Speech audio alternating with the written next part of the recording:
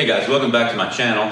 I'm going to discuss today the 3 different releases on the lead, center, and trail leg, just because there's been a little bit of confusion and questions. And so please leave comments on this, like and subscribe, as it makes a huge difference in the algorithms getting that out there for you guys.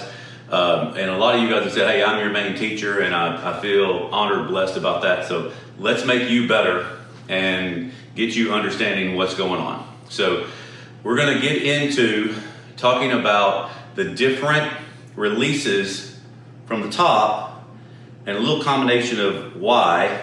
I'm using the OnForm app to make this because you can clearly see the little lines that's going on. So it's real clear to understand and see. So let's get into the lead leg here. And I want to put a shaft here, and I want to put both knees slightly towards the target. And the reason is because you're already putting pressure into the ground here before you even have to go. Also, a key point about this is a lot of people think about the shifts and they overdo this. We put ground pressure in no matter what. So once you put your pressure here, you cannot turn your body first. If you turn your body, you will put pressure into this leg and your head will move off the ball. If you turn and keep your head perfectly still, what you will have is the leg will straighten and you'll feel pressure here. So you started with your hands. So that I'm just telling you why. So when you go here, you don't even have to really push it, because there's some people that do this and then they try to push and they'll open their body and twist, and you'll see all those kinds of things. So knees forward, pelvis, everything else. You're gonna just take your hands with the correct grip, which you've seen in my hand videos. You'll take your hands right over, and you'll see nobody will do just this. Every single person that is lead leg will put a little bit of pressure left and then just start winding their hand up. And when you wind your hand up, you'll instinctively put pressure left. So don't think about it. It happens automatically. So once I'm here, you'll see that the left leg is bent. You can see the angles. So how do you start the golf swing from here? You are not going to drive your right foot. You're already on your left. See, now your pelvis is out in front and you're going to flip and hook, okay? And Roger the Golf Pro is an idiot, see? So from here, you're not going to turn the body, ever. You are going to swing your arms, not your hands, but arms 100% to the target. That's a lead leg. So a lead leg is wind the hand up and throw the arm. And that's also the underhand throw, okay? So if you're an underhand throw here, you can clearly see the release and everything kind of moved all together. So it is definitely not anything body or foot. So now the middle here is from here as you swing, and we haven't talked quite a bit about the middle in a while. The middle meaning both feet being equal and counterbalances happen. This is you're swinging the weight of the club like a weight on a string, and your body is counterbalancing it. So once you start, there's always a little bit of pressure left, a little bit of pressure right. So because we're in the middle 50-50, we go a little left, a little right, and the club moves away. So you'll already see how my body is starting to counterbalance. So right here, my weight's in my right, or my trail, sorry. And then from here, you can already see as the golf club starts to go up, that it's recentering me, okay?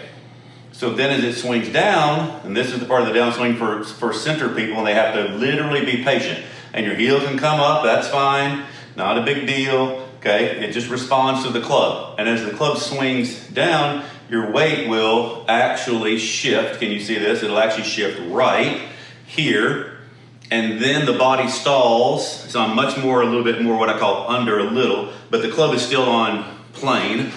As you can see, it's on my toe line, okay? And then the club will release. Also, you'll notice that the hand, when it releases over very quickly this way. It will not extend out, right? So you are snapping like cracking a whip, like that. So again, from here, if you're using a counterbalance and you try to push your foot, your pelvis will go out in front too much. And then two, if you try to just swing your arms, your body will not have time to counterbalance. So if you start with a counterbalance, it's got to stay there. So for me, I feel like this is like a rope a weight on a string or snapping a rope.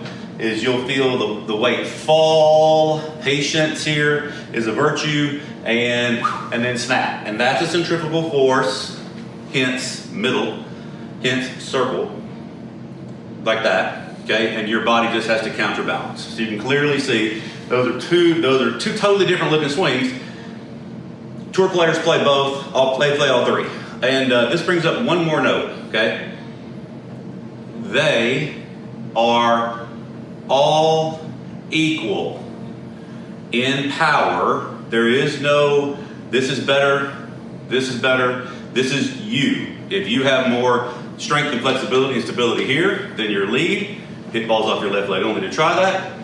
If you twist your body in the middle, when you do this, you'll know that you're in the middle, and also, you'll kind of know, hey, I swung slowly, and when I swing slowly, I let the club gather.